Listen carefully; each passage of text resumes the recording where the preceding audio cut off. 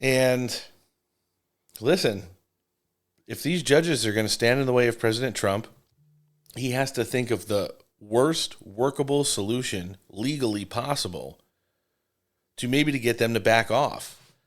And I think doing something like this is just that. I know a lot of members of Congress will be talking to him about it today, and members of the Senate as well. We're pretty excited about this announcement. Just the possibility of looking into having a modern-day Alcatraz open and working for the American people.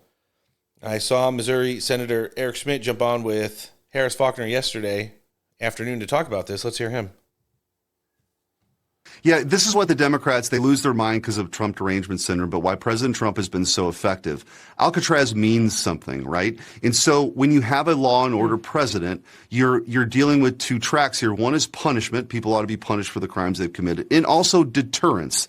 It works in foreign policy. It has worked now with our border. People know if they try to come here legally, they're not getting in, they're going to be turned away. So if you're the worst of the worst, if you're a criminal who's coming here illegally, the idea of being on an island in Alcatraz is a deterrent. And that's exactly what President Trump is doing. He's saying we need more space, and there ought to be a space dedicated for the people who are the worst among us who've come here illegally and have committed crimes. And so it's all sort of working in one direction here. And I think President Trump is very smart to put this out there and actually have a place where the worst of the worst go in our country, because that's kind of how we've always done things.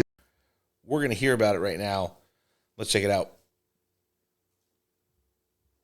So Fox News can report exclusively that DHS will announce today that they're going to start paying for the commercial flights of illegal aliens who self-deport from the U.S. And on top of that, they're going to pay them an additional $1,000 stipend once they're confirmed to have left the country. Now, DHS says doing this is going to be significantly cheaper for the American taxpayer. They tell us that right now it costs on average about $17,000 to arrest, detain, and deport someone. They say paying for self-deportations and the stipend will only cost about $4,500 per person. That's about 70% cheaper.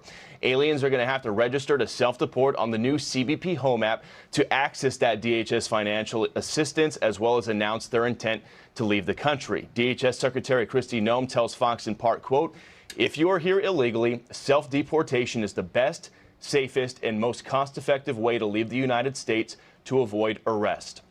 In the meantime, here in the sanctuary city of Los Angeles, ICE confirms to Fox News that 3 suspects arrested in connection with the home invasion murder of a man in the Woodland Hills neighborhood last Sunday are all in the U.S. illegally.